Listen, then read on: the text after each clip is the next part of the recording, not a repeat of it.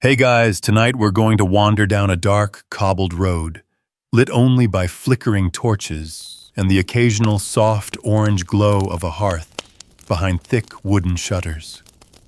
You're wrapped in a rough wool cloak, the kind that scratches a little against your neck, and the cold night air smells like damp earth, old firewood, and hay. You hear the distant hoot of an owl and the muffled clang of iron on iron as the last blacksmith of the day finishes his work. It's medieval Europe, and the question tugging at your tired mind is simple. What time did people actually go to bed back then? You probably won't survive this night if you expect electric lights, heated blankets, or a cozy 10 p.m. Netflix wind down. So before you get comfortable, take a moment to like the video and subscribe, but only if you genuinely enjoy what I do here. And drop a comment with your location and the time you're listening. I love seeing how far this sleepy little history journey travels. Now dim the lights, maybe turn on a fan for that soft background hum, and let's ease into tonight's journey together. You begin by noticing that bedtime wasn't a matter of habit or choice in medieval times. It was ruled by the sun. The day would start at first light, often well before dawn, especially for peasants and craftsmen, and would end shortly after the sun dipped below the horizon. There were no clocks in most homes, not even hourglasses, and certainly no bedtime routines the way modern life has trained you to expect them. Instead, you gauge the end of your day by what's happening around you. The chickens are roosting. The cows stop chewing and lay down in the straw. The shadows grow long, then melt into a blue-black stillness. The air cools rapidly, slipping its fingers down your collar and across your skin. The village becomes quiet eerily, so if you're used to the constant hum of modern cities. People speak more softly, if at all. And somewhere behind those wattle and daub walls, families are preparing for bed. But not before a few simple rituals are complete. If you're in a peasant's home, you help your family clean up the remains of the evening meal, usually something like pottage bread, and maybe a chunk of dried meat or cheese if you're lucky. You use the hearth's last glowing embers to warm a bit of water. You might take a cloth to your face and hands, wiping away the grime of the day. The fire is banked for the night, smothered just enough to keep it smoldering, ready to revive at dawn. One candle might be lit, a precious resource used sparingly, and it casts long, strange shadows on the low ceiling beams. There is no bedroom, not in the way you understand it. You sleep in the same room you eat and work in, give birth in, and die in. If you're a child, you're likely sharing a bed with siblings or even with your parents. Sometimes the bed is nothing more than a straw mattress on the floor, layered with coarse linen and perhaps a thin wool blanket. Sometimes it's a wooden frame with a sack of feathers, but that's a luxury few enjoy. And yet there's a certain rhythm, a logic to it. You're not just sleeping because you're tired. You're sleeping because there's literally nothing else to do. There's no artificial light to push your night later. No radio. No books, unless you live in a monastery or noble house. No clocks to trick you into thinking it's still early. The darkness makes your decision for you. But here's the twist: you don't expect. People in the medieval world often didn't sleep straight through the night. They practiced something called segmented sleep. You go to bed shortly after dusk, say around 8 or 9 p.m. in the winter, and you sleep for a few hours.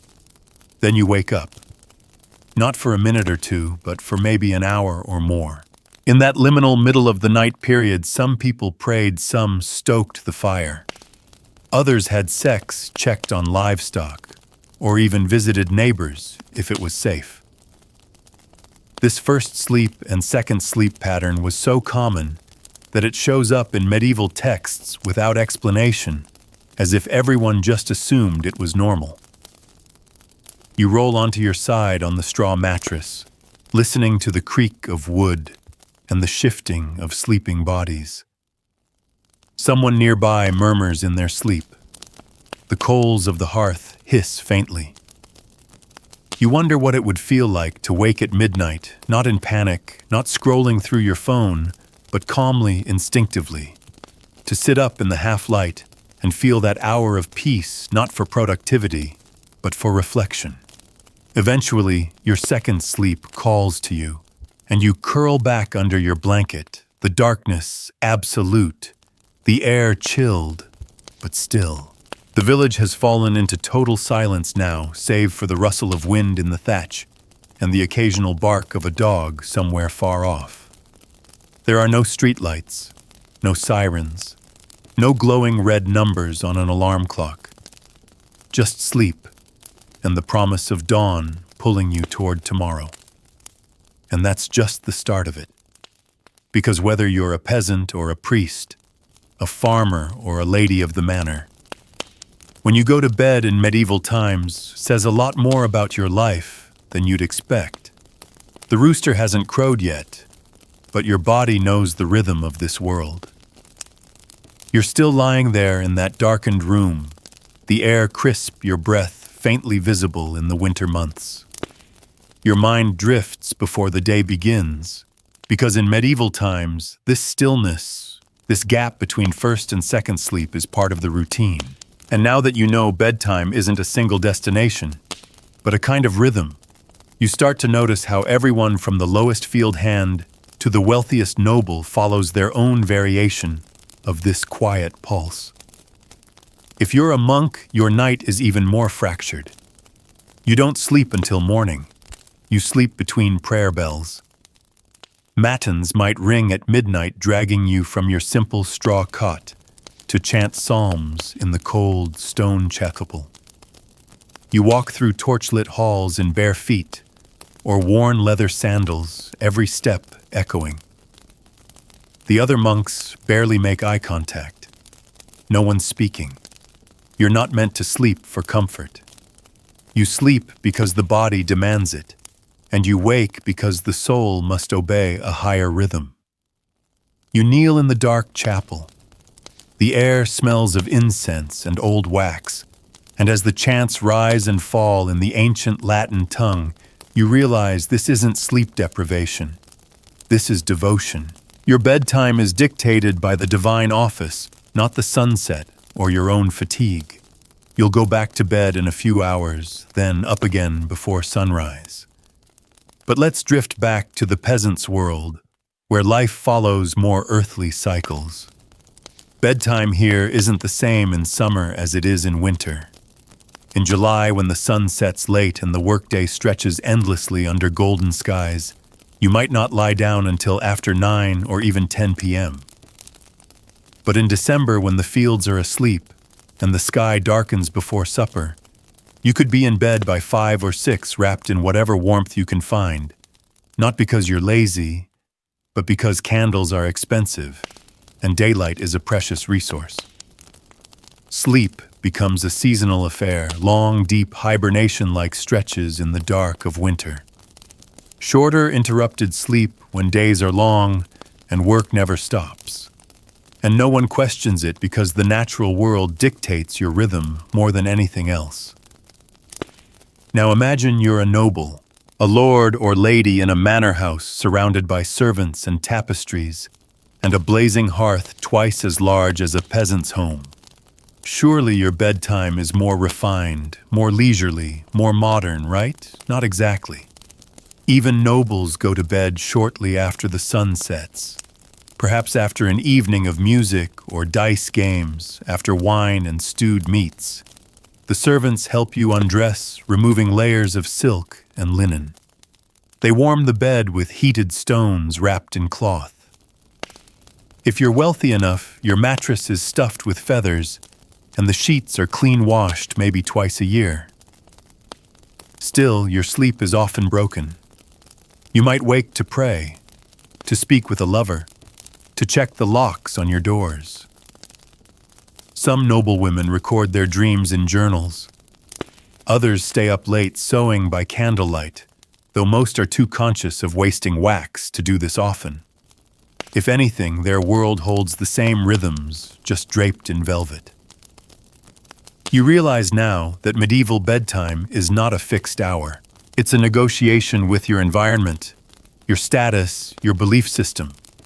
And just as importantly, it's about how vulnerable you feel. Because sleeping in this time period isn't just restful, it's risky. Doors are bolted. Livestock are brought inside, especially in colder months. Thieves, wolves, fires, they all thrive in the dark. So you sleep lightly. You stay close to your family. You keep your tools near. The medieval night is not your friend. It's a time to hide from, not embrace. And yet, there is something deeply peaceful about the simplicity of it. The lack of glowing rectangles, the absence of alarm clocks. You fall asleep not when the clock says so, but when the fire dims, when your eyes grow heavy, when the world outside your door finally surrenders to quiet. You stir in the night, wake for no reason. But instead of checking your messages or watching a video to fall back asleep, you simply lie there. Maybe you speak to the person beside you. Maybe you pray. Maybe you count the breaths it takes for the cold to leave your hands under the covers. And eventually, without anxiety or resistance, you drift back into your second sleep, because that's how the night was meant to unfold. Your life is paced by the sky and the seasons by the warmth of a fire and the hush of snowfall. In the medieval world, bedtime isn't a fixed rule. It's a slow melting into the dark, a surrender to something older and quieter than any modern routine could offer. And as you settle once more into the silence of your shared bed, surrounded by the soft breaths of your family, the muted creak of old beams above and the distant howl of a wolf echoing off frozen fields, you realize the night may be long, but it's never truly still, and we've only just begun to explore it. You wake again this time not from any noise or nightmare, but simply because your body has finished its first sleep. There's no panic, no glow of a screen, no anxiety that it's 3 a.m., and you're not meeting some arbitrary modern quota of 8 hours. In the medieval world, waking up in the middle of the night is not only expected, it's built into the rhythm of life. So you sit up slowly in your straw bed, brushing back the blanket and listening. The room is wrapped in shadows. Someone nearby shifts in their sleep. The coals in the hearth glow faintly like embers breathing. The air smells of smoke, wool, and something a little sour, maybe the remnants of dinner, or the damp earth packed beneath the floorboards. It's cold. Not frigid, but enough to make you draw your knees up to your chest. You reach for a cloak or a second blanket and drape it over your shoulders. This is the watching hour, what some called the waking hour, or simply the night's middle. It's a strange time sacred to some, unnerving to others, but it's also a time of usefulness. Some people in the Middle Ages believed that this middle stretch of night was perfect for prayer or reflection, especially monks and the deeply religious. Others used it for more earthly matters, tending to the fire, checking on livestock, even tending to small bits of work that could be done by candlelight or moonlight. You hear a soft voice, a mother nursing a child, a husband whispering to his wife. This moment, this pocket of pause between sleeps, becomes a kind of secret time, one without urgency, one without the burden of being productive. And for some, it's deeply comforting. They don't fight the wakefulness. They accept it, use it, and let it pass. In more urban areas, towns with tradesmen, taverns, and apprentices, you might find a very different scene during these hours. Though most shops are shuttered, not everyone is asleep. The town watch patrols the cobbled streets with the lanterns and staves, keeping an eye out for burglars or fires. They knock on doors if they spot trouble. A few taverns stay open late for the stragglers, though curfews are often enforced by the local lord or church. If you live in a larger town, you might even hear the sound of a bell ringing in the distance, marking time not for the people but for the church, the monastic orders, and sometimes the town crier. In a world without personal clocks, communal timekeeping is sacred. It ties you to everyone else, even if you're lying alone in the dark. There are tales from this period, soft, half-remembered stories, that suggest people used this nighttime break to dream consciously, to write down visions, or to whisper fears they couldn't speak of in the daylight. The dark gave people permission to feel more, say more, be more even for just an hour or two. It was a space between day and night, work and rest, body and soul. You step outside for a moment, maybe to check the animals, or simply to feel the night. The stars are stunning bright and sharp, unpolluted by electric haze. You recognize Orion's belt, maybe the North Star, and breathe deeply of the cold, clean air. The village is asleep, but you're not alone in your waking. Somewhere others are stirring too. After a while, you go back inside, back to your shared bed or pallet, or perhaps just a blanket by the hearth. You lie down again, and your body knows what to do. It doesn't need melatonin or white noise. You're not stuck in your head worrying about tomorrow's emails. You just let the second sleep come. It comes like a tide, slow, steady, and certain. And here's a curious thing: this rhythm of first and second sleep wasn't just cultural, it was physiological. Studies in modern sleep labs, where people are kept without artificial light, have shown that humans naturally fall into this same segmented sleep pattern when exposed only to natural light cycles. That means this wasn't just a medieval quirk. It was biology responding to darkness. And so, as you slip into your second sleep, the kind that carries you softly toward dawn, you begin to realize the modern way of sleeping, crammed into a rigid 8-hour block, might not be normal after all.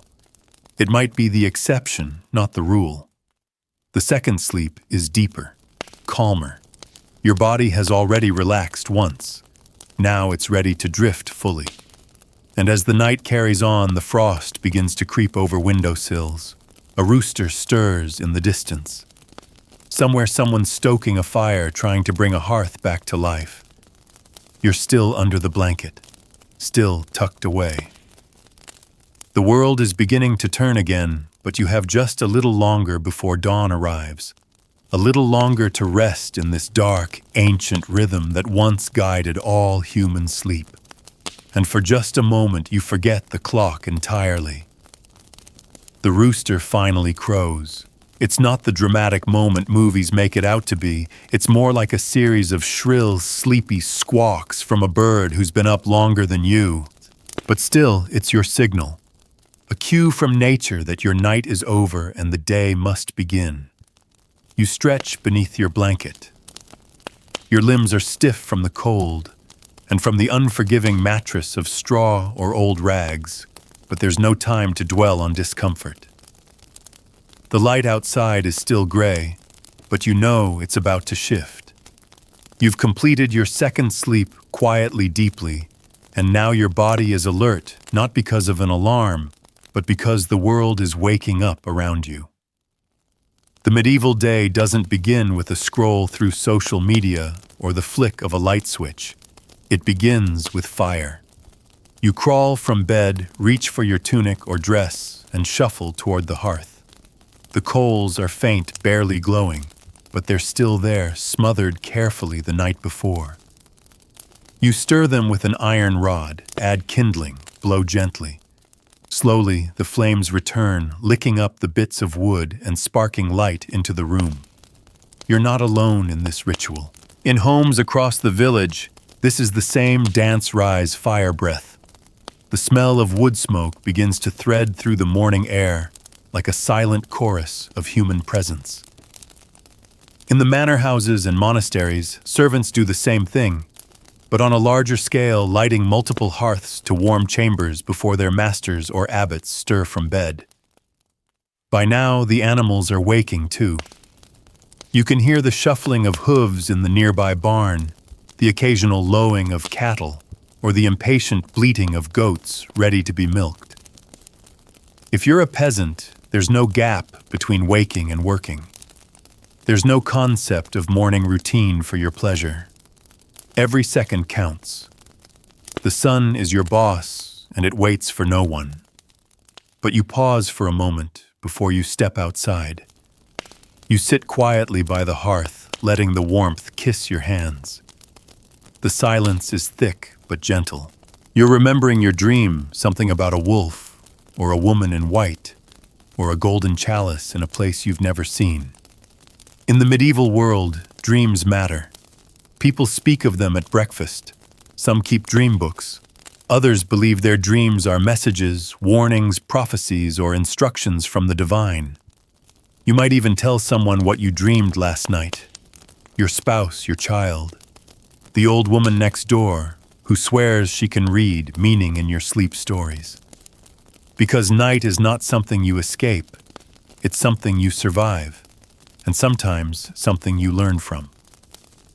The distinction between day and night in this world is more than just light and dark.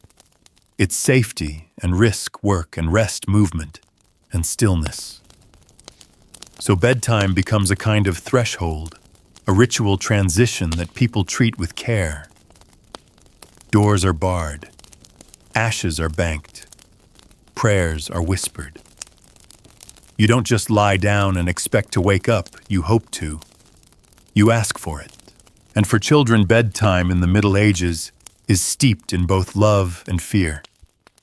Parents tuck them in with lullabies, soft chants, or stories.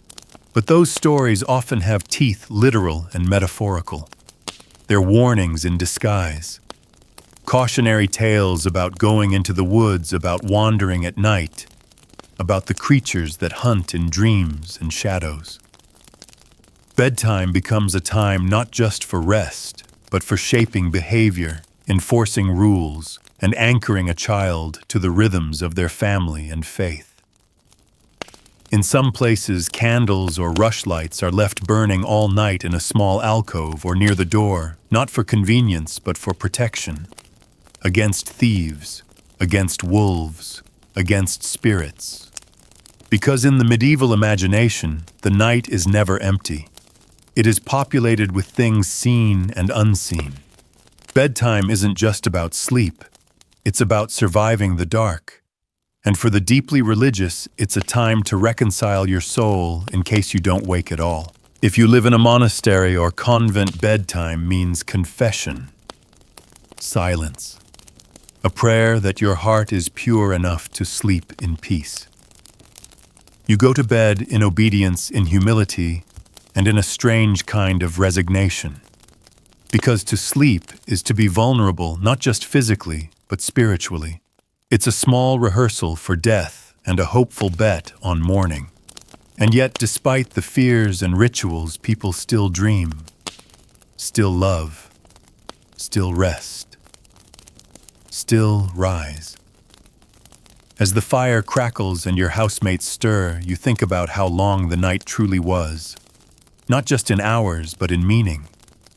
And how this rhythm, broken and segmented as it may seem, somehow feels more natural than the unbroken artificial sleep blocks of today.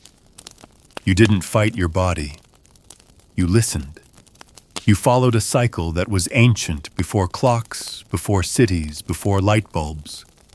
You wrap your shawl around your shoulders, open the door, and step into the morning. The frost glistens. The chickens flap their wings. Somewhere down the lane, someone else is also rubbing their eyes and shaking off the last wisps of a dream. And tonight, when darkness falls again, you'll return to the fire. You'll close the door. You'll lie down, not when you should, but when the night calls you. Because in this world, bedtime is not a schedule. It's a surrender. The day has now fully begun. You're out in the fields, or maybe tending to chores inside the home. The sun hangs low in the sky, slanting its light through mist still clinging to the hedgerows. You're already a few hours into your labor when it hits you the strange, quiet truth that even though you just woke not long ago, the thought of tonight's bed is already tucked somewhere in the back of your mind. Because in the medieval world, bedtime is the reward, the finish line. It's the pause at the end of a long, bruising sentence. You trudge through the tasks of the day, hauling water from the well, feeding animals, kneading bread, spinning thread. Or if you're a man of the land, your muscles strain as you plow, prune, or muck the stalls. And all the while you keep time not with a watch, but with the sun's arc, the toll of the church bell, and the ache in your own body. There's no concept of free time in the modern sense. Leisure, if it happens at all, comes after dusk. And even then, it's mild, maybe a pipe of ale, a whispered story beside the fire, or a bit of music if someone has a fiddle or flute. But mostly, you're waiting for darkness. Waiting for the cue that the day is truly, finally over.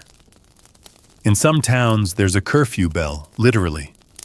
As the sun begins to set, the church or city watch rings a bell to signal the closing of city gates and the extinguishing of open flames.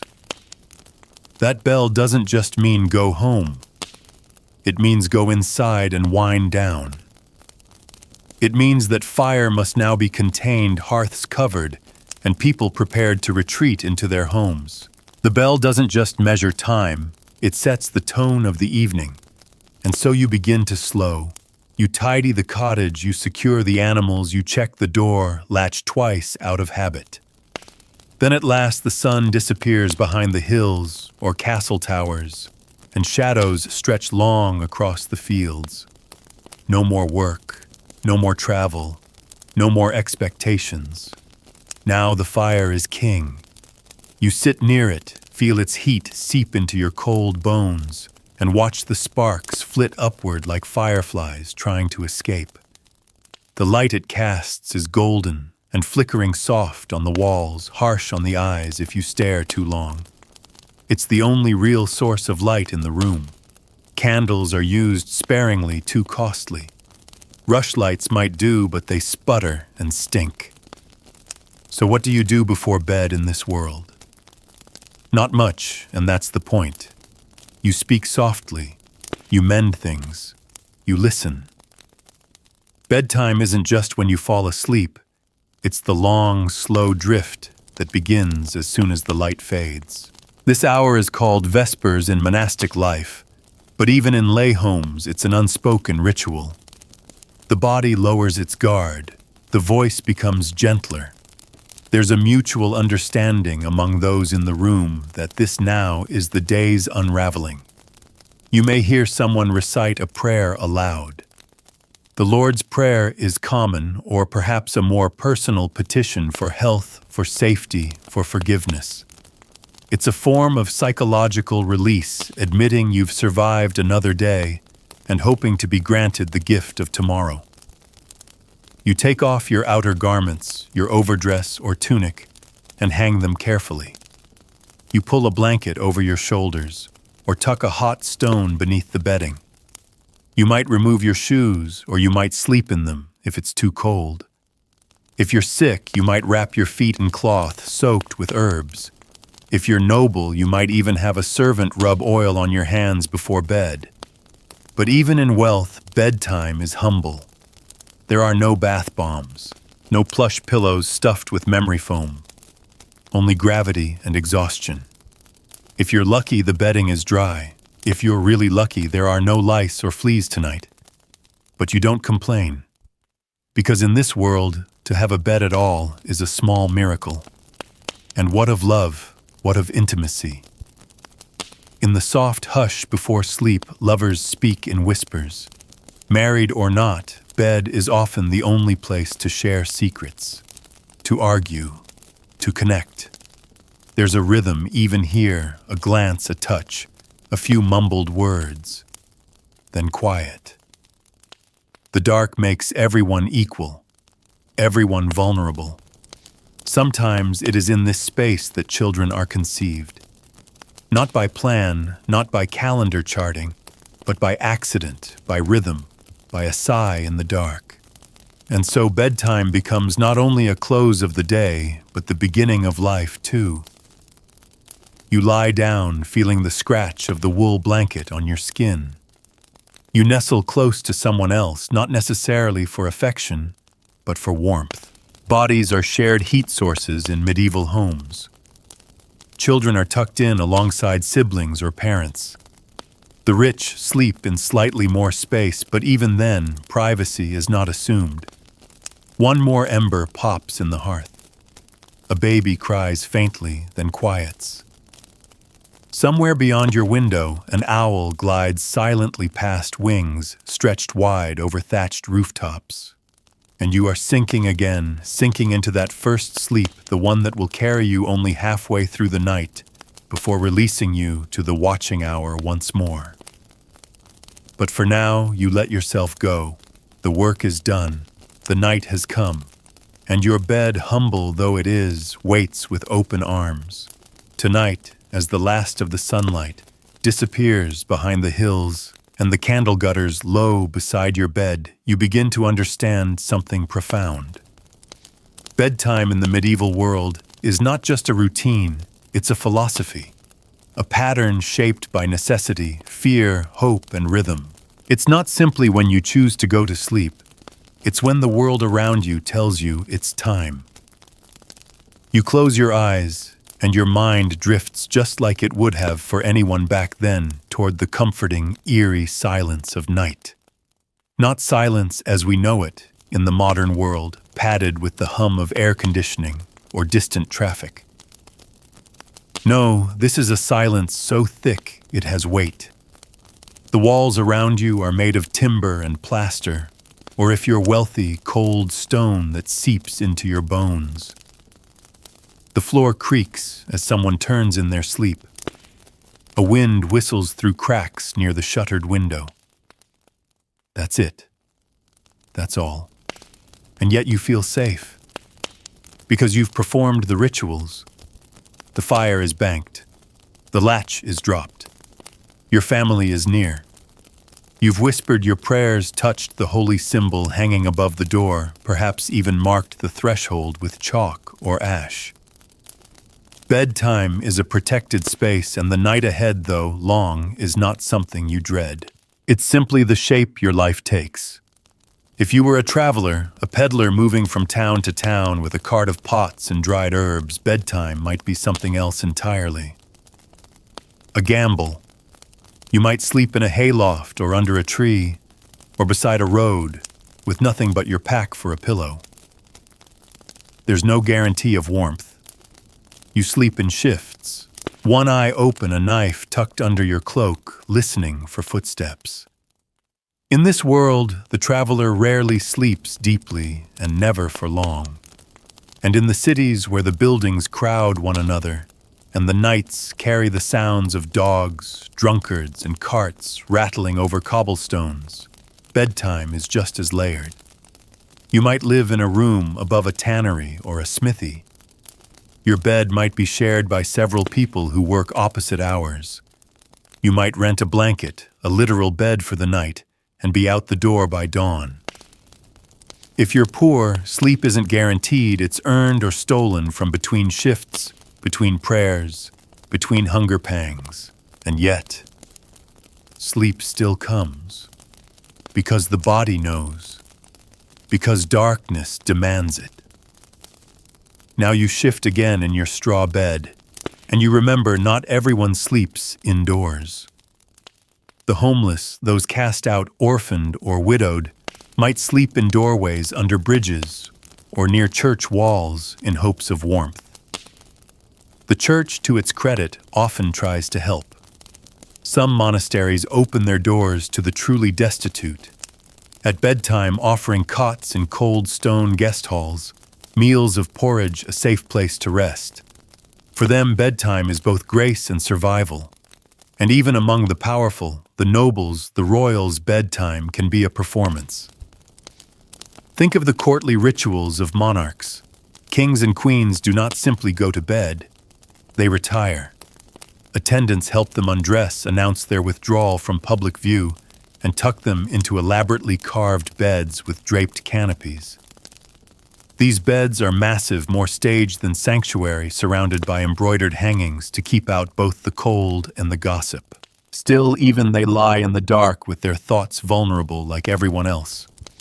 Because no matter your rank, no matter your wealth, when the night comes, when your eyes grow heavy, and the fire drops to red whispers, you must let go. In the village, families might sing a hymn or hum a lullaby.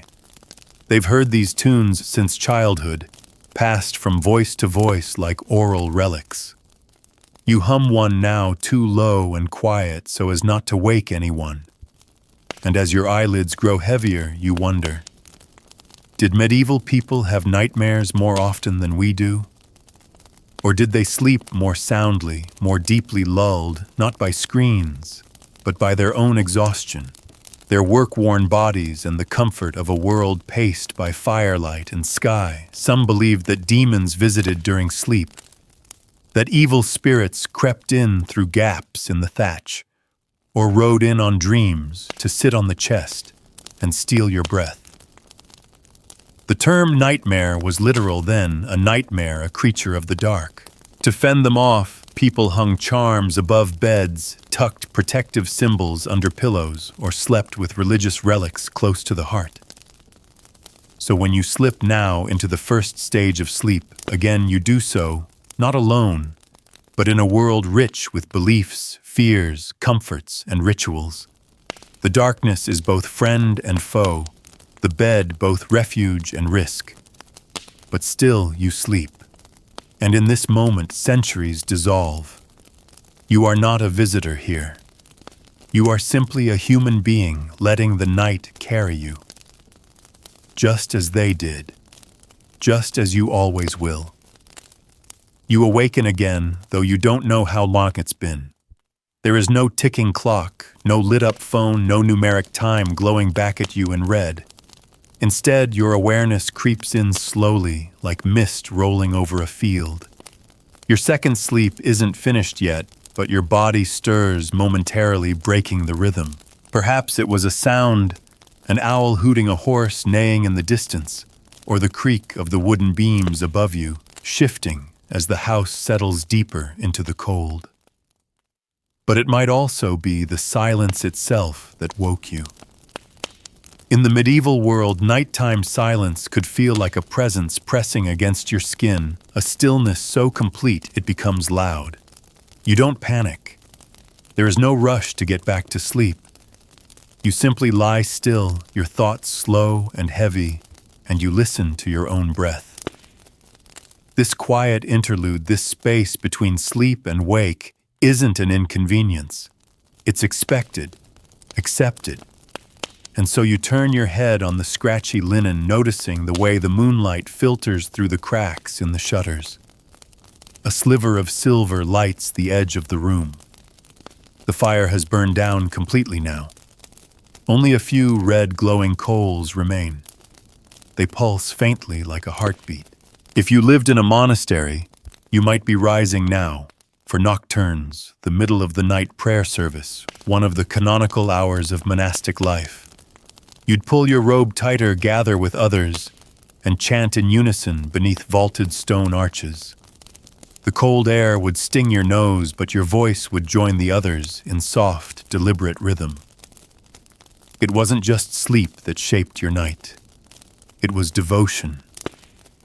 But you are not a monk. You're lying in your shared bed, the room dark, your body warm from the weight of another beside you. Maybe you whisper now. Soft words, a question, a dream shared. A hand reaches out in the dark and rests over yours. For medieval couples, this waking hour was known as a time for quiet intimacy. Not rushed, not hidden, just real, just present. Some use this time to pray. Others think. Others get up, stir the fire, drink a little water. Some just sit with their thoughts. There's no expectation to be efficient. No guilt for not sleeping through. The rhythm of sleep is a gentle wave, not a schedule to keep, but a tide to ride. In some towns, you might hear a night watchman passing by. He calls the hour 3 o'clock, and all is well. Or perhaps something more ominous if a fire was spotted or someone was caught lurking in the shadows. His voice echoes off the stone, comforting and strange at once. He's your reminder that the outside world still breathes even as you rest inside. You turn again, nestling deeper into the bedding. You wonder what the nobles are doing right now. If they're sleeping as soundly or lying awake with the weight of their decisions. For many of them, the night is when fear creeps in of betrayal, of invasion, of illness. Their beds are big, but their worries are bigger. Peasants at least have the comfort of closeness. A crowded bed is warm, and warmth is everything when you live in a house with no insulation, when snow might blow in through a cracked shutter, when illness comes not from indulgence but from damp floors and bad air. You begin to dream again. Dreams in the medieval world are not dismissed the way they often are today. They're interpreted, studied, remembered.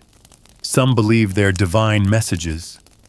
Others think they come from the body's humors, or from the balance or imbalance of bile and blood. Still others fear them. A dream about a black dog. A death in the family. A dream of flying, a warning. A dream of the Virgin Mary. A blessing or perhaps a miracle waiting. But your dream isn't frightening.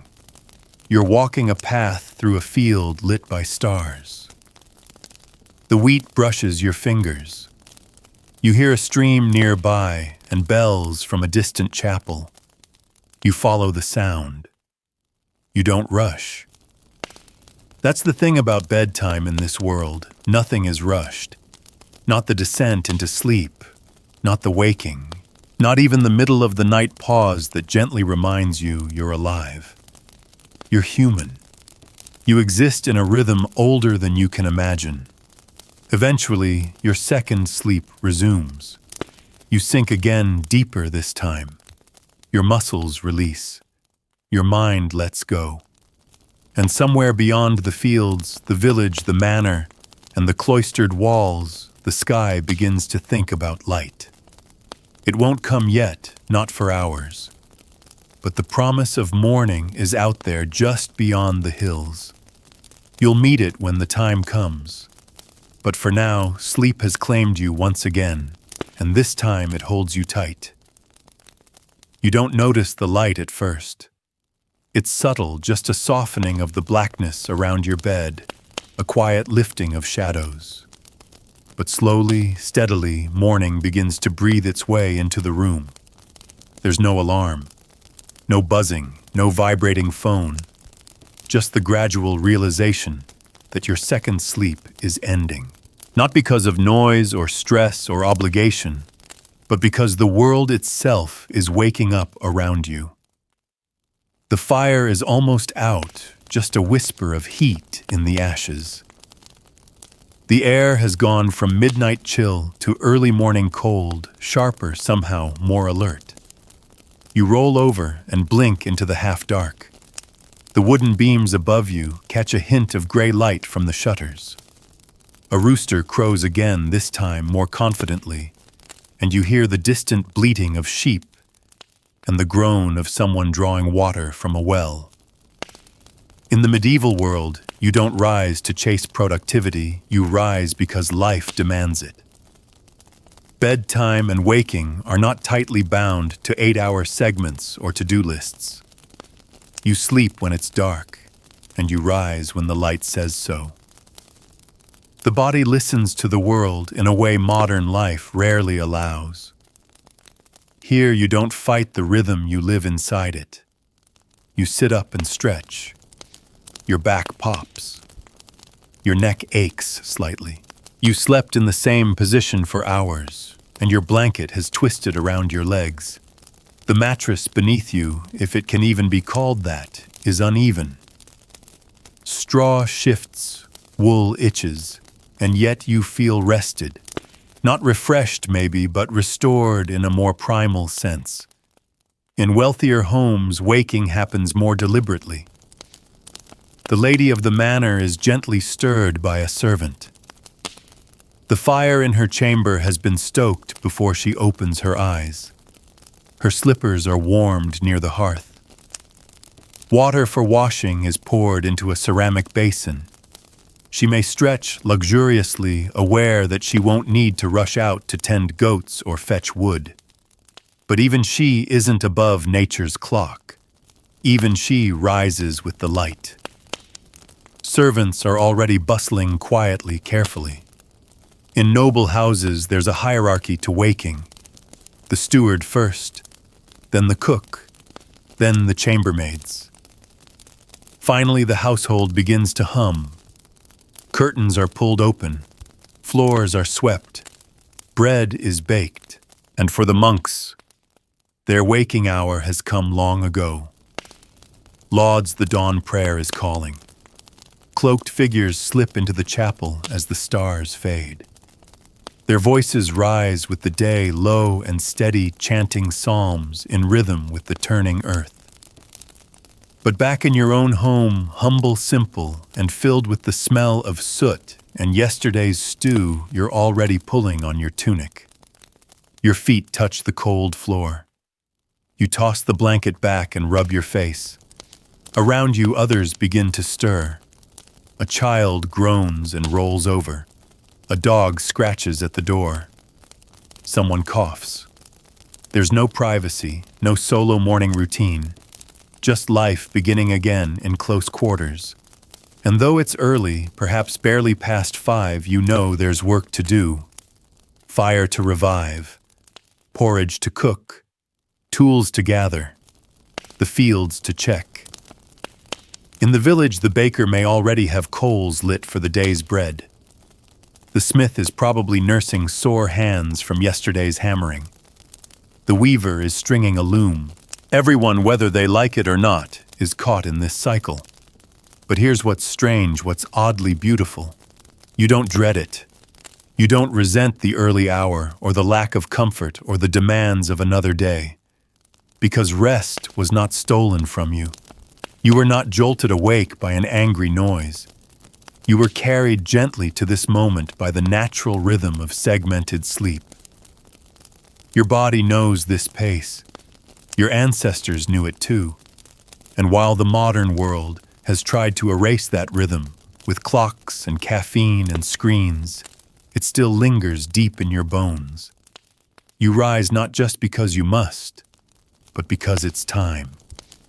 Because the day has returned, and with it, the soft, steady pulse of the living world. It says you may begin again. So you begin. Outside, the sky shifts from gray to gold. A beam of sunlight finds its way through the slats in the shutters.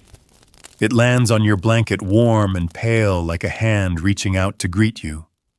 Your eyes sting with the light. Your hands ache with the cold. But still you move. The night is over, and it brought you exactly what it was meant to. By now, you've slipped into the rhythm of it, the medieval night, its steady rise and fall, its two-part sleep and gentle pauses. It no longer feels strange to wake in the darkness or lie quietly listening to the wind. You've stopped asking what time it is. You simply feel when it's time to rise, time to rest, time to surrender to the silence. But as you go about your day, your hands busy with the same tasks that have filled human lives for centuries, you begin to notice that the bedtime experience isn't just shaped by the sun or the season. It's shaped by who you are and what you believe. Because in the medieval world, your class, gender, and faith all pull at the edges of your nights, shaping your sleep like a potter with wet clay. If you're a woman, especially a wife and mother, bedtime is rarely yours alone. Your day has been filled with chores, cooking, washing, tending to animals, caring for children. And as dusk falls, there's still work to do. You might stay up to finish darning a sock by the firelight, or to prepare a poultice for a sick child. You're the last one to lie down, the first one to rise. The bed is a momentary relief, not an escape, and still you hold to your rituals. You might braid your hair before sleep, recite a prayer taught to you by your own mother, or trace a cross over the cradle where your baby lies. You sleep light, not by choice, but by necessity. Every cough, every creak, every shiver in the night wakes you. But you return to sleep with practiced ease, your body trained not to fight, not to analyze, just to drift. If you're a child, bedtime is different again. It's a place of stories and mystery, of warnings passed down in half-whispers. Tales of forest spirits, of night demons, of the old hag who steals disobedient children. You might huddle under a blanket, not from cold, but from fear or thrill. Children's imaginations paint the dark with monsters, and parents feed them just enough to keep them cautious. But bedtime also brings comfort. You sleep curled beside your siblings, your heads touching your toes tangled. Warmth is shared. So is breath. You don't have a room of your own. You have a place in the communal heap.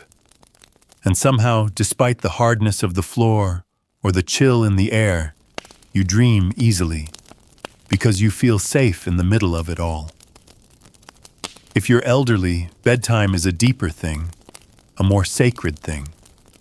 You move slower as evening falls. You drink your broth by the fire, and perhaps your bones ache less when you finally stretch out under the covers. You fall asleep quickly because you're tired in a way that only decades can cause. But you also wake more often, sometimes in pain, sometimes with memories that rise in the dark like old ghosts. The old speak more about dreams, about what they mean, about the visitors they bring. And some nights when you wake in the blue hours between first and second sleep, you wonder if this will be the night you don't wake again. Not in fear, but in readiness.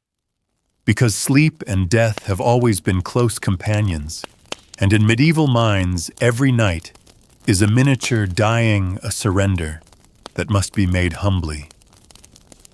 And then there's the sick, the ones who don't sleep easily. Fevers that break the rhythm, coughs that echo in the rafters, plagues that turn beds into waiting rooms for the grave. Bedtime in these moments becomes something else, something tinged with dread. Families pray harder. Priests are summoned. Holy water is sprinkled. In the worst moments, no one sleeps at all. But still the world around them continues. The baker still rises early. The oxen still pull the plow. The mother still rocks her baby to sleep, because sleep, no matter how broken, no matter how frightened, is something every person still must return to. The body insists, and so as night falls once more, you go through the motions again. You light the fire. You eat a humble meal. You speak in softer tones. You close the shutters against the wind. And then, with no clock, no announcement, and no fanfare, you lie down again. Not because you want to, but because the light is gone. Because the world outside has hushed. Because it's time. Once again, the first sleep awaits. And somewhere out in the dark, the stars begin to rise. You lie down once more, your body falling into that familiar heaviness, but your mind still drifts. The fire's last flickers dance against the timbered ceiling, casting thin, uncertain shadows across the wall. Around you, the household settles into a hush, interrupted only by the softest stirrings, fabric shifting, an occasional cough, the squeak of the wooden frame beneath someone turning over. The fire is nearly out now, and so too are you. your limbs relax, your breathing deepens. The first sleep returns. But even now, even as you drift, something curious stirs in the edges of your thoughts, something you never really noticed before this journey through medieval bedtime. It's this bedtime wasn't just sleep back then. It was a social institution. It was a shared experience. It told you who you were, what your duties were, and even what you feared. People didn't sleep alone very often. They didn't keep to themselves behind locked doors or high walls. Whether you were a peasant in a crowded cottage or a noble in a sprawling manor, bedtime brought you into the lives of others. You listened to them breathe, whispered to them in the dark, felt their warmth, heard their dreams, mumbled in sleep. Even inns, when you traveled, offered no privacy. Beds were shared with strangers, sometimes even blankets. In medieval hostels or pilgrim houses, sleep was something public, something communal, something inherently human. The idea of having your own room, your own mattress, your own space to stretch and toss and sigh in solitude that didn't exist for most people. Bedtime wasn't a retreat into isolation. It was paradoxically a return to community. This had its challenges, of course. You smelled other people. You bumped into them. You endured snoring, muttering the occasional midnight elbow to the ribs. But it also kept you connected to your family, your neighbors, your fellow travelers. Sleep wasn't something you protected with blackout curtains and white noise machines. It was something you entered into together. In noble households, bedchambers might offer more privacy, but even these were rarely exclusive. Servants might sleep in the same room on the floor. Children often curled at the foot of the bed. Trusted companions shared the space, and in many cases, the bed itself was a stage for political intimacy, a place where alliances were forged, secrets were whispered, and decisions were made behind drawn curtains. Some medieval beds were massive, 6 or 7 feet wide, not for luxury, for bodies. You weren't alone in your sleep because being alone was rare. Being alone was sometimes dangerous. And that's perhaps what modern sleep has lost, this invisible thread of shared vulnerability. In medieval times, your bedtime rituals were not private affairs. They were woven into the rhythm of those around you. Your sleep was their sleep, their dreams, yours. You were never just going to bed. You were surrendering to the dark with your tribe. Even the act of preparing for bed was collaborative. A child might fetch water for washing. A spouse might bank the fire while you checked the door. Older children helped the younger ones undress. People leaned on each other because they had to, because the world was too uncertain, too cold, too wild to navigate alone. And in the great halls of castles where retainers and servants once bedded down beside their lords, sleep was layered by rank and responsibility. The closer you were to power, the nearer you slept to it. The bedchamber was a sign of status, but also of trust. To sleep beside someone was to know them, to serve them, or to fear them.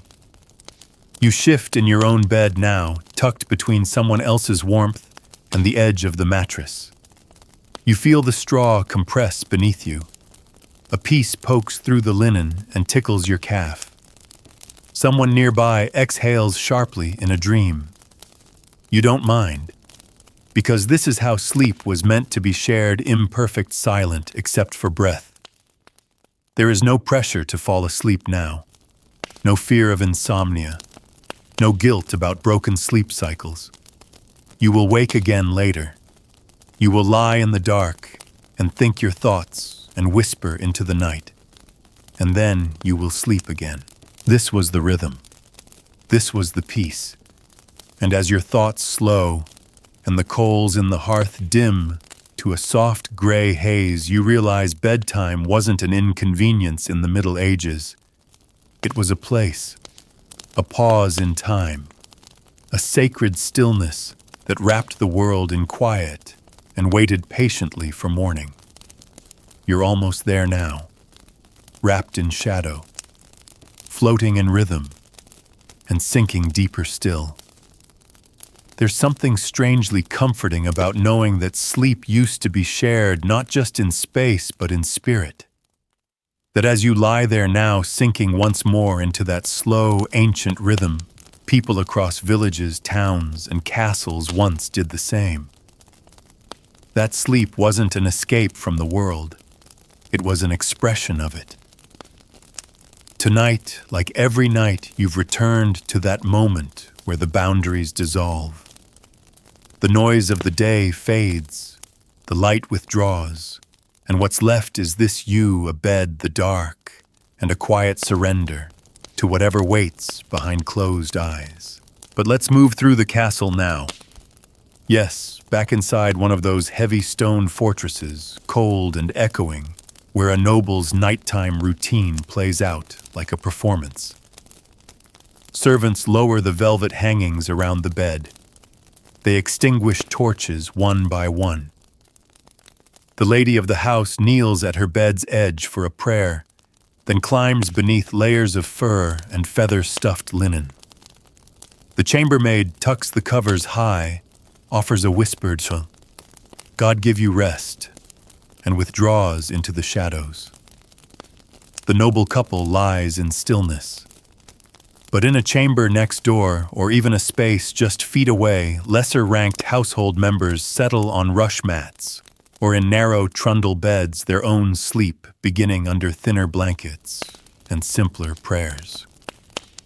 And it's not just nobles whose beds are political. Even in merchant homes where apprentices sleep in attics or shop floors where families double up in single rooms, the placement of your body at bedtime says something. Are you near the hearth or farthest from it? On straw or a true mattress? Are you sleeping alone or did you earn a place beside someone else? Bedtime reveals everything. It shows where you stand in the order of things. In some households, there's a bed specifically for the dying. It's set apart, often lower to the ground, wrapped in blankets scented with herbs. When someone grows ill and the outcome looks grim, they are moved there. Not because it's more comfortable, but because it separates the realm of the living from the edge of something beyond. And in this moment, sleep becomes indistinguishable from death, slow, cold, absolute. For the watchers, every breath the sleeper takes is a prayer answered. Elsewhere, for the very poor, a bed might mean nothing more than a pile of rags near the hearth. For orphans or beggars, bedtime is when hunger gnaws loudest. It's when the stomach grumbles louder than the wolves outside. But still, even here, even in the dirt, the body eventually sleeps, because it must. In monasteries, the sleep of the holy is wrapped in rules. Silence is maintained. Beds are arranged in tidy rows. The sleeper wears robes, sometimes even belts of rope, reminders of humility and service. They sleep in short shifts interrupted by bells. Their rest is disciplined, purposeful. Even in slumber, the monastic body is an offering. And for the lonely, the widowed, the shunned, the outcast, sleep is sometimes the hardest. Not because of the cold or the straw or the dark, but because no one is near, no breath beside them, no warmth. Only the sounds of the night outside the walls. Their sleep is often shallow. They listen too much, think too long. Hope for a morning that will feel less empty. You, however, are lucky. Your sleep may be imperfect, but it is shared. You have others near. Whether it's family, friends, or simple human closeness, the warmth of another body beside you softens the edge of night.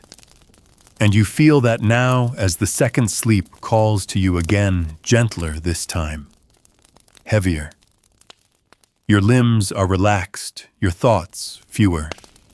The fire has gone cold, but the bed is warm, You feel yourself drifting not away from the world, but deeper into it, into the slow heartbeat of something timeless.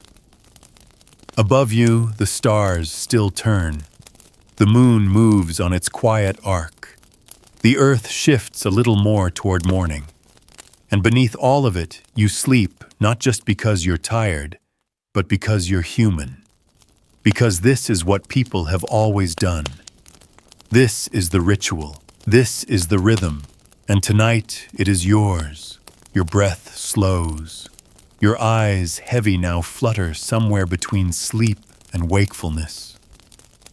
Your thoughts softened into vague impressions, flickers of dreams, sensations of warmth. The faint creak of old wood beneath shifting weight.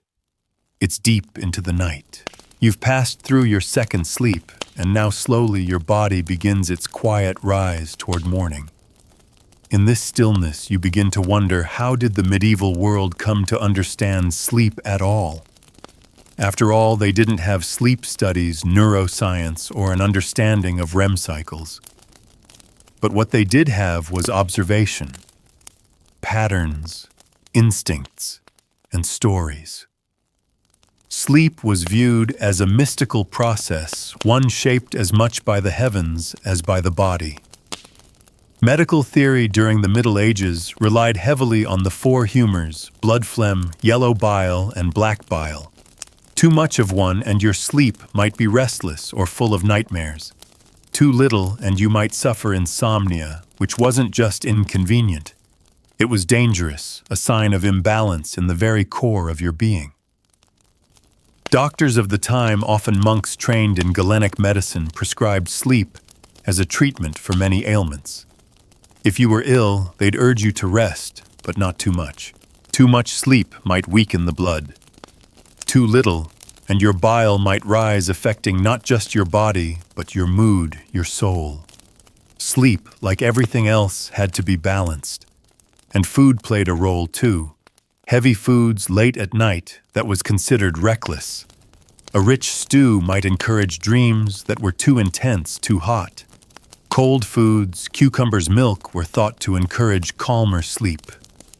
You might even sleep with herbs, nearby lavender, sage, chamomile. Not just for scent, but to keep away evil spirits or foul air, which was blamed for everything from nightmares to sudden death. But it wasn't all fear. There was also reverence. Sleep was considered a divine gift, especially when it came without pain. People believed angels might visit during sleep, or that the Virgin Mary could appear in a dream. Entire books were written about the meanings of dreams. One popular belief held that dreams in the early part of the night came from the body, but those before dawn came from God. And because of this, people treated bedtime with a strange kind of sacred practicality. You didn't just fall into bed. You prepared. You said your prayers. You crossed yourself. You asked for protection, not just from illness or theft, but from spiritual harm.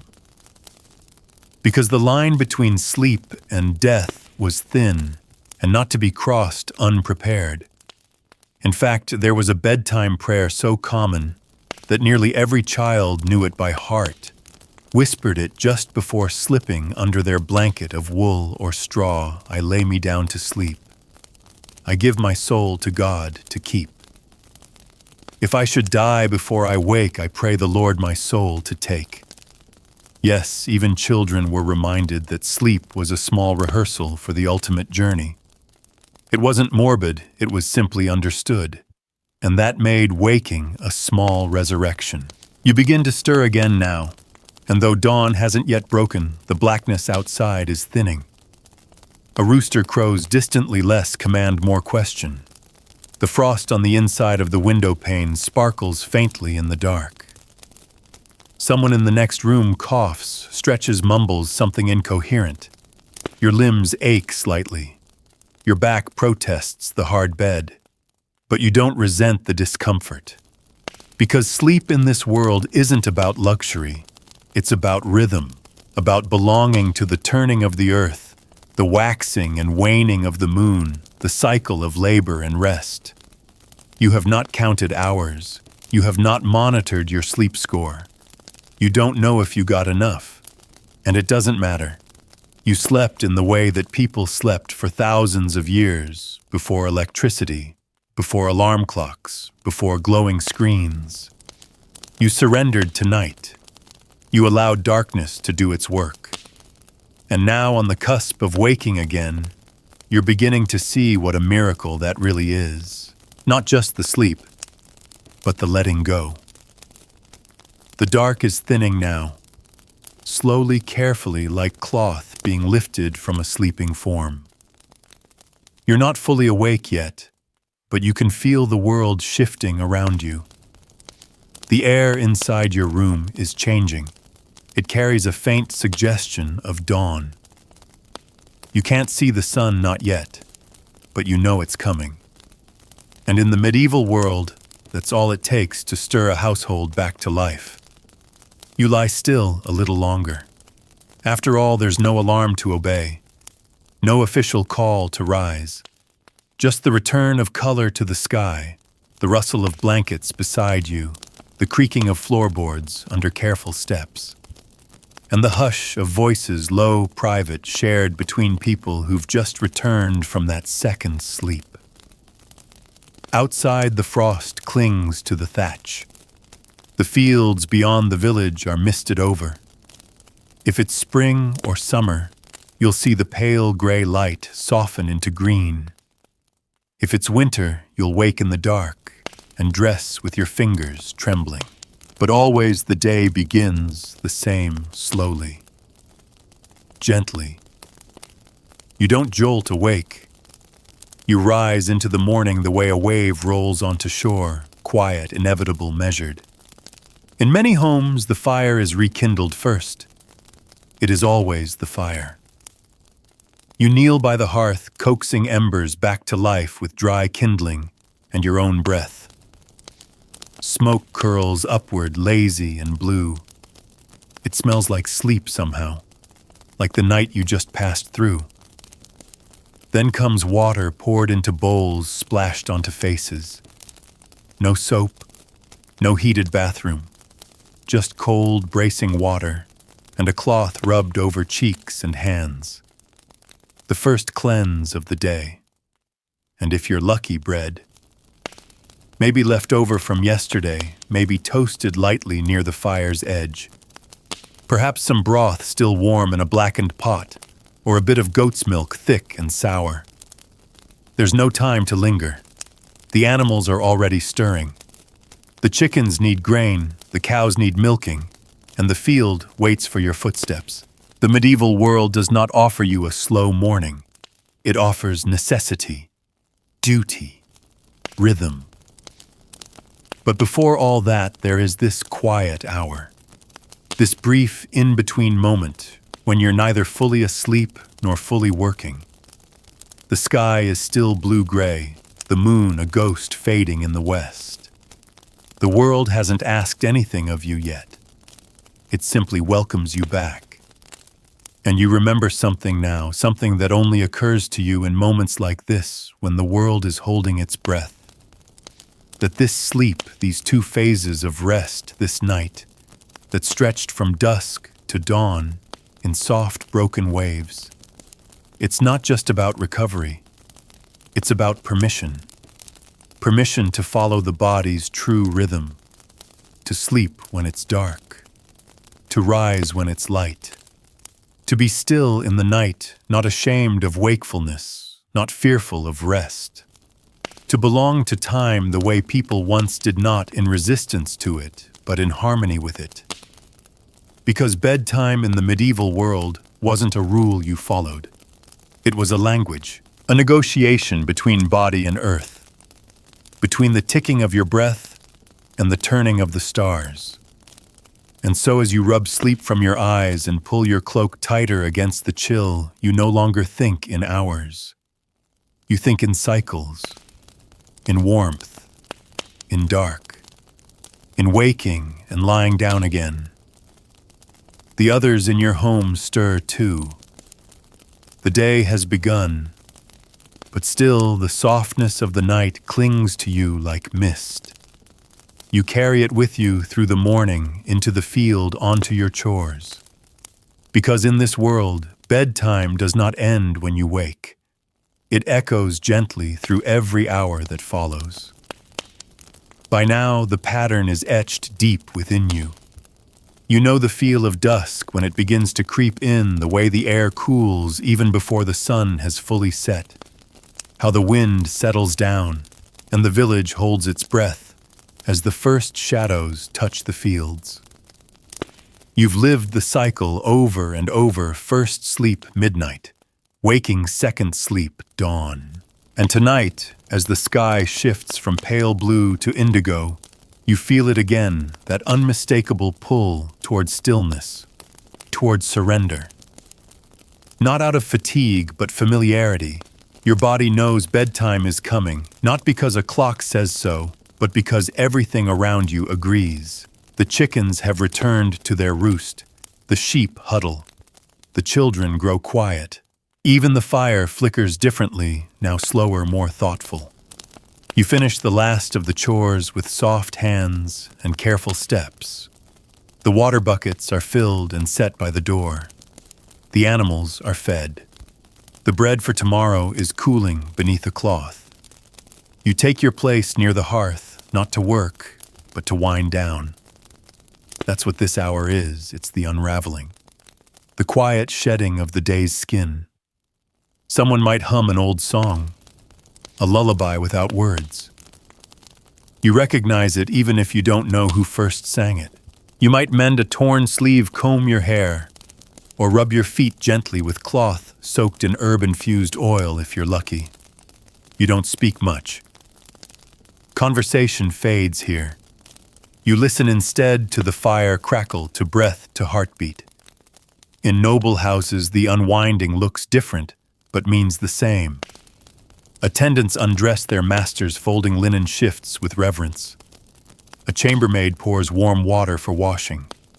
A final prayer is spoken in Latin. Then candles are snuffed one by one until the room returns to darkness, softened only by the faint glow of coals. And in the monastic world, the evening ends in structured silence. Compline, the final prayer service, is spoken with bowed heads and closed eyes. After that, there are no more words. The monks move through corridors like shadows. They return to their cells with bowed backs and folded hands, and their beds welcome them with rigid simplicity, bare, small, cold. You lie down once more in a room without sound, without pressure, without urgency. The bed may be rough. The sheets may itch. But you've come to understand something: bedtime in the medieval world is not about comfort. It's about closeness to the body, to others, to the rhythm of life. Tonight, like the many nights before you slip easily into first sleep, your body doesn't resist. It has learned to trust the dark. And when you wake in the middle of the night again, because you won't fight that either. You'll rise if needed, pray if needed, speak softly to someone near, or you may simply lie back and breathe wrapped in straw and wool until second sleep takes you. It's hard to say exactly when this bedtime rhythm began to disappear. The coming of artificial light, perhaps. The industrial age with its rigid schedules and whistle-blown shifts. The invention of the clock as master rather than servant. But back in this simpler time, before time itself was counted, so ruthlessly sleep was human. Broken, shared, imperfect, sacred. And tonight, as the shutters are closed and the latch is drawn, as the wind picks up gently and the candle is pinched out with a hiss, you embrace the silence not as absence but as presence. Presence of peace, of the divine, of yourself. Because sleep in this world is not a necessity. It is a ritual. And you have returned to it again and again as faithfully as the stars return to the sky. Tonight, like every night in this medieval world you've inhabited, the pattern returns, not forced, not calculated, just quietly familiar. The fire is low. The air is colder than before. And as you lower yourself into bed once more, you don't think about time. You think about place. About being in your right place at the end of the day. You lie down, not to end something, but to begin the final part of the rhythm you've followed for generations. You've felt it in your bones now, the way the world darkens, not just around you, but within you. The body slows, the breath deepens, the mind softens, like wax warmed near the hearth. And as your eyes begin to close, you think about how different sleep used to be. How wild, how intimate, how connected. You no longer wait for the signal of a digital screen to tell you it's late. You wait for the sky to turn, for the last pot to be cleaned, for the fire to dim, and the last conversation to taper off in a sigh.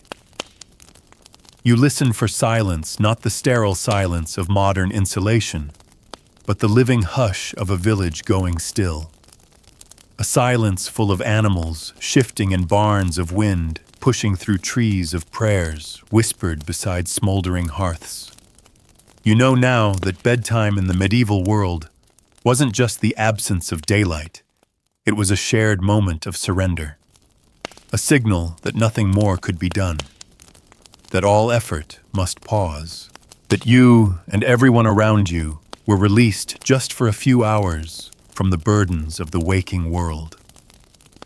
And it was in this release that people found a kind of peace, a chance to reflect, to connect, to hold someone near, to close their eyes and feel, if only for a little while, that they were safe.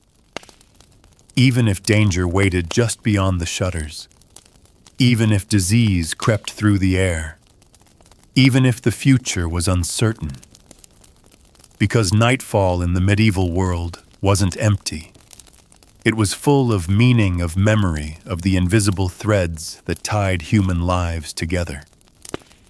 You curl beneath the blanket fingers, brushing the wooden frame of the bed. The straw rustles beneath your weight. Somewhere nearby, someone turns in their sleep. The room is dark, but not unfriendly. You've come to know this space, to trust it, to accept its limitations and to find comfort in them. There is no racing toward rest, no counting hours, no shame in waking, no rush to return to sleep. You are part of the rhythm now. You lie in bed not as an escape, but as a homecoming. You close your eyes with nothing to fear. The night is no longer a mystery. It is a companion. And as your second sleep rises to meet you one final time, the last thing you feel is not anxiety. It's gratitude.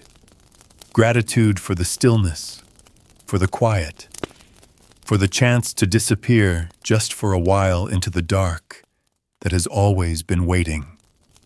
You're still here, not in the fields or the manor house, not curled up in a medieval cottage beneath a woolen blanket, but here in your own room, wherever that may be. And yet something about tonight's journey lingers. It hangs softly in the air around you, like the hush of an extinguished candle, or the warmth that clings after the fire has burned down. You've wandered through stone halls and timbered rooms, across frost-covered fields and shadowed monasteries, learning what it meant to rest in a world before noise, before urgency, before electricity. A world where bedtime wasn't a box to check, but a rhythm to follow. Where sleep wasn't scheduled, but allowed. And maybe, just maybe, you've let a bit of that rhythm return to you tonight. So as you lie there now, listening to the sound of your own breath, feeling the weight of the blanket over your chest, know this: you don't have to rush. You don't have to worry. You don't even have to sleep right away. Just be here. Be still. Let the modern world fall away for a little longer. No deadlines. No decisions. Just the gentle awareness that your body is safe, your mind is slowing, and the dark is not your enemy. It's your invitation. Let it wrap around you like those old woolen blankets. Let it hold you. You've come full circle. The fire is out. The shutters are closed. And the night is yours.